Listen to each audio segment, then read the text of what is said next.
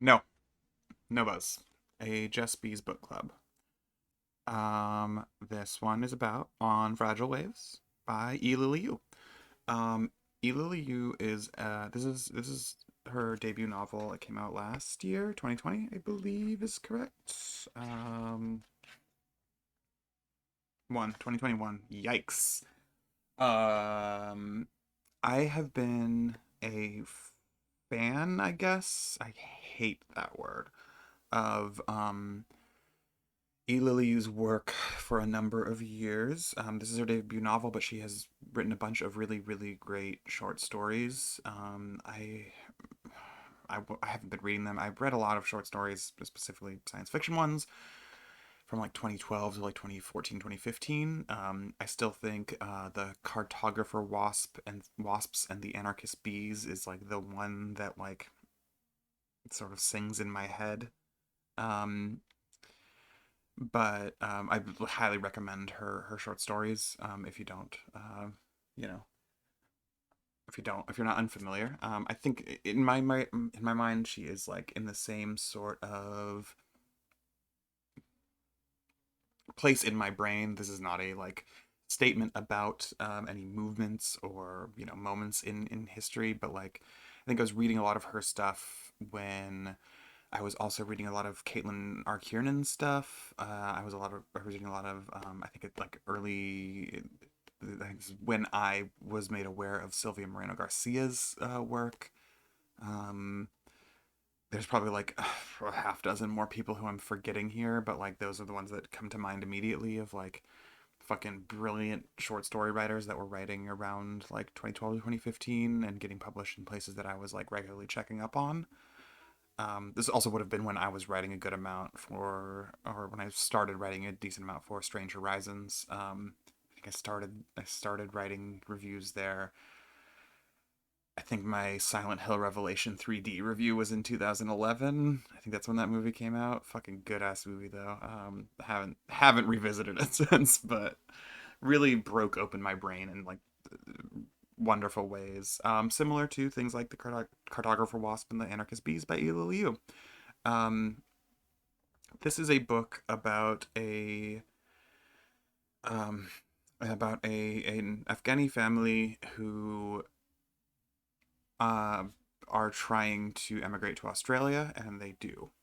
That is sort of the setup of the beginning. Is this the very beginning is the intent to immigrate, and then it immediately starts. They have to go through terrible channels, and it sort of catalogs this family's life with the young daughter who I think starts out at like 6 years old, and we like basically get through her early secondary school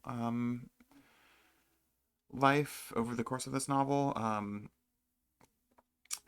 She sort of ends up as the sort of primary point of view character, although it does swap around a bit. There's like a there's a English tutor in Australia named Grace Wynn who gets like a chapter where we just like follow her.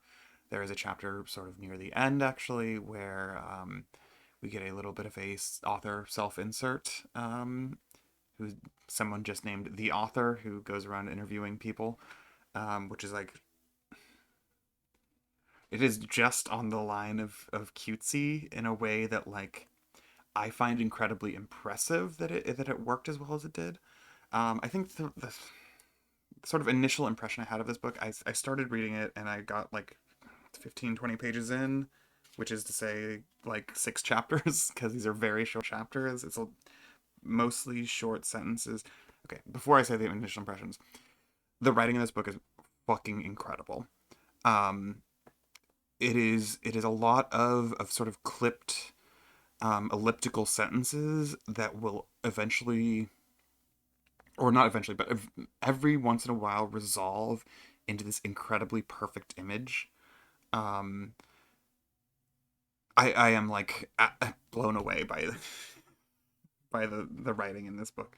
Um, which I wanted to say first because yeah, like I said, 15, 20 pages in, I was not sure at all. And that's like 6 or 7 chapters. So like It felt very like, it felt for me very like, oh no, this person whose like work I have loved in the past is writing a novel, and I think it's just not for me at all. And I also will say, this is from, I'd never learned how to pronounce their names, or the name of this imprint. It's Arahone. I think I've actually talked about one other book from them that I can't remember off the top of my head, but also you can listen to a Spectology interview that Adrian did with one of the authors from Arahone. I think they are putting out like really,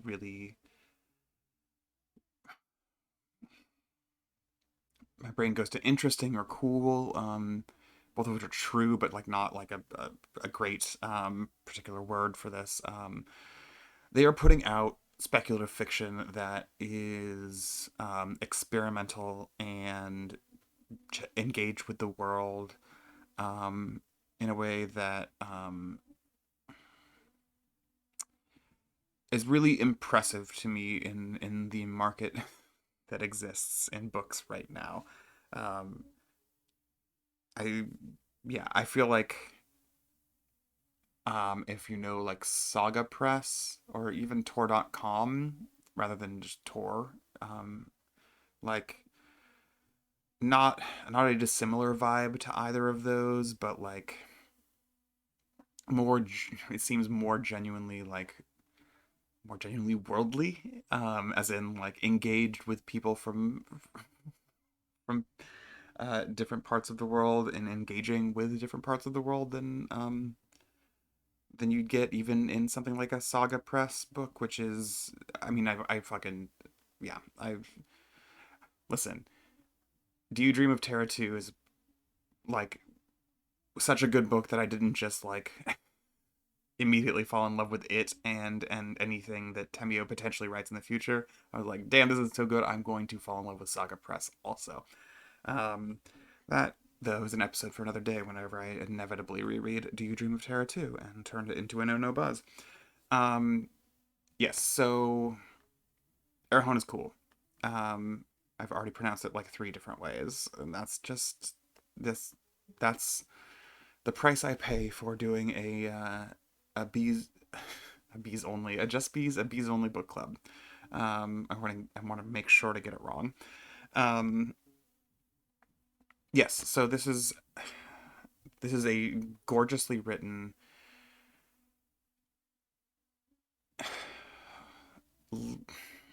lyrically dense is like the way I want to just say that the how it's written, but like that doesn't mean anything.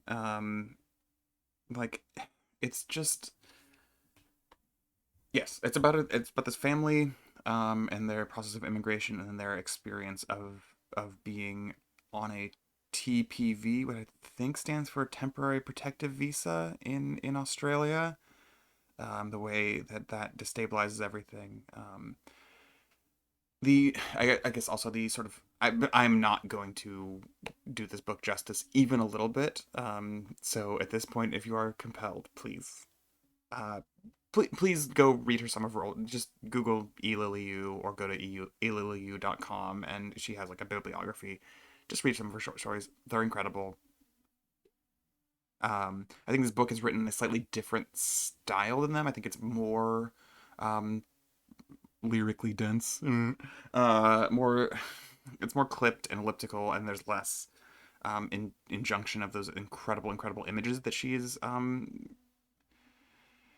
that her short fiction, at least in my memory, is much more dense with. And frankly, I want a novel from her that is just that doesn't have quite so many quite so much build up to each image, because I feel like she would be capable of it and it would absolutely like tear me to pieces. But yeah, read her short stories.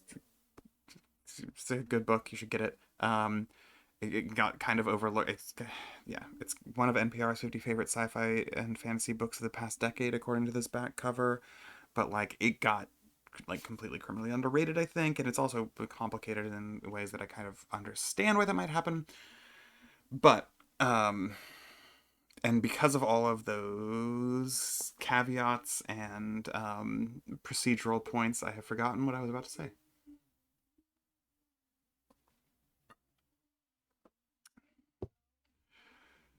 I was about to talk about the speculative elements. I have now remembered. Sort of the primary speculative element, as in like the science fiction fantasy element, is that there's a girl. I'm still just holding this book like a total dweeb. There is a girl that Firuze makes friends with. Firuze being the young girl whose perspective we sort of follow primarily. On the like very cramped transport ship that they take from, I think, hmm, I finished this a few days ago and my brain is terrible, so that doesn't really matter. But um, they are on a ship. Um, they take a plane from Afghanistan to another location they believe is in India. Um, and then they take a ship from there to an island called Nauru that they can end up in a detention camp at for a long time. There's also a chapter from the perspective of one of the guards at the detention camp and about how much money he makes and about how kind he is to the people he's detaining. And it is fucking brutal. Um, that how kind he is, the way I said that is from the book's perspective. That's not me judging the book. Um, on that boat, there is another girl named Nasima, who is like sort of Firuze's first friend. Um, and they like sort of swear to each other that they will follow each other wherever. This girl has brothers who are already in Perth in Australia. She's going to meet them with her parents. And spoilers, there is a storm. There's a storm that happens while they are aboard this ship, and Nasima gets she disappears. She gets thrown overboard. She drowns. Um, and then throughout the rest of the book, sort of infrequently, she will show up. Um, she will show up when Firuze is unable to sleep, when she is in a particularly um, hostile moment with other girls her age, when her parents fuck up and fail to recognize that the fact that they are exhausted doesn't make them the fact that they are exhausted from living life doesn't mean that Firuza isn't also exhausted. She shows up not as a like living person. She shows up covered in coral or, I mean, always dripping salt water, but like sometimes covered in coral, sometimes with like shark meat in her teeth. She fends off the nightmares for Firuze. She is sort of this companion that Firuze has throughout the book, and this is the speculative element because it's like, I guess, horror in the technical sense of like a ghost that haunts you is horror, um, but also just like that's the technical sense of like Western literature, not any other culture necessarily. Western genre fiction, I should say, actually more specifically. Um, it is it is power. I mean, it's powerful. There are moments where it goes. There are moments where her visits go to places that are about. It's almost like fealty and I say that because I was just listening to a Friends at the Table episode where there's a divine named Fealty, um, and there's a elements of like self-preservation that come up in these conversations. There's also elements of just like there's elements of just like learning how to fight, like learning how even I think there's a line in here somewhere that's like, oh no, that was a different thing. There's a sense in which weaponizing weaponizing words against people who have been weaponizing them against you is it's not the like stories are magic and our storytellers are you know, our best selves and we have to protect storytellers or whatever, but there is a sense that like stories matter and they are worth fighting for and they are worth sometimes being really fucking cutting for, and sometimes they are so big that they encompass governments and force people to not force people to, and then that they turn people into fucking monsters. And I think it's a pretty solid it's a pretty solid elliptical way to talk about this very elliptical book. Again, I think the big thing for me is like I adore the way it's written, and it took me a good amount of time to figure out its rhythm. This is I feel like I've said this a billion times throughout my life. This is just a theme of my life. Just like I didn't get it, and then I got it, and then I got it. I do wish it had like a higher density of the images that I know that Ililiu can write. Not that it would be for this book. I think this is like really powerful on its own merits. But like I don't know.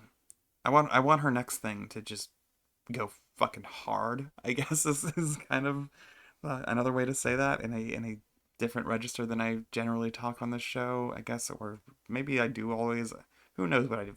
Who the fuck knows what I have said on this show? No one, because no one watches it. Um, Not even me, and it's just for bees. Um, yeah, it goes places of like heartbreak and like simple joy. There is a ooh, um, God. Okay, I'm not gonna. This is from the very end of this book. Um, but I'm not gonna say anything about it other than I want to get the particular name of the style of the type of tree, because I'm pretty sure it's a jacaranda tree, and I've apparently never said that word out loud before. So, um, writer was American, barely out of uni. It was a sentence I just saw. Um, do, do, do, do.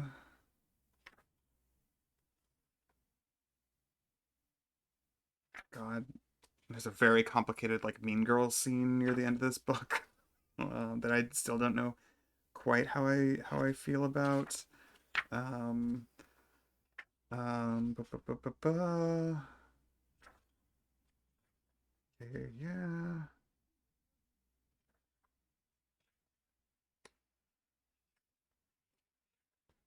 Okay.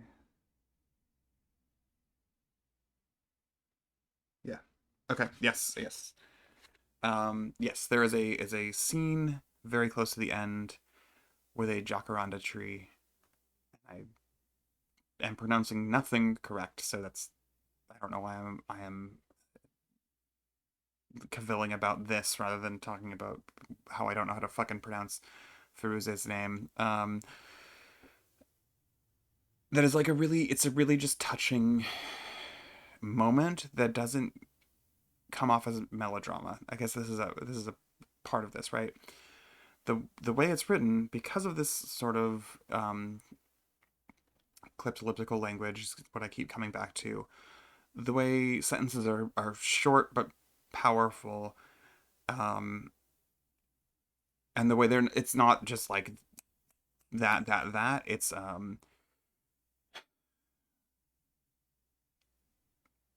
it feels like every sentence has packed in the psychology of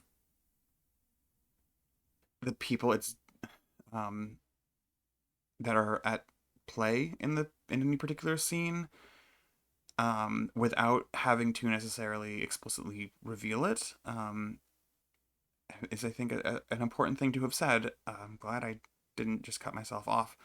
Um, there is so much that is this is and this is what I'm trying to say with elliptical, I guess, and maybe lyrical, is that the diction is precise enough in this throughout this book, like almost in every sentence, that you can, if you if you read carefully, you can tell exactly where everyone is emotionally at and why. Whether that's because, a kid just ate a bunch of glass in the detention center that they're in, or because 200 pages later, that is still weighing on people's shoulders, without having been referenced for almost that entire time. Um, there is a specificity of language here that I think is really incredible, like really, really, really just impressive. And it's not impressive in the way that you like read it and go, "Ah, dang, that must have been a hard sentence to write." Like, "Ah, this is there are so many clauses in here," or whatever. It's impressive in a way that's like, this is this is propulsive. This is like, I don't know. I read like 200 pages of this book in a single setting at one point because I was just like, I I want to keep reading this because every moment of it, I I know what's happening, and I feel these characters' internal lives. Um, and yeah, uh, I think that's a solid place to say. I mean, one of the other things early on that was a little weird was like reading this and being like, oh, as far as I know, she's neither from Afghanistan or Australia, and I'm pretty sure both of those are very correct. Um, so in some level, it's a research novel. It's a novel that was researched rather than written from experience, and my fucking brain is broken to the point where that is that is a that flies up a red flag for me, and I think that's kind of dog shit, but who knows? Not dog shit for everyone, but dog shit for me, because like, look at this bitch. Am I right? A fucking Tori Peters book? No. I'm sure she's lovely, and I actually really want to read her earlier stuff. I just did not like Detransition Baby at all. Um, and frankly, that is a fucked up thing to say based on my entire presentation. So fuck me. Huh. Did not expect to end this on that note, but yeah. Ignoring the things I have said in the last 2 minutes or whatever, On Fragile Waves by E. Lily Yu is a really, really, really powerful book for me in this particular moment of my life. And I think it is incredibly well written, and I think it is um, a thing that a lot more people should have read. And that probably won't change, because the publishing industry sucks shit. Hey, you know what? It's time for me to say thanks for not watching.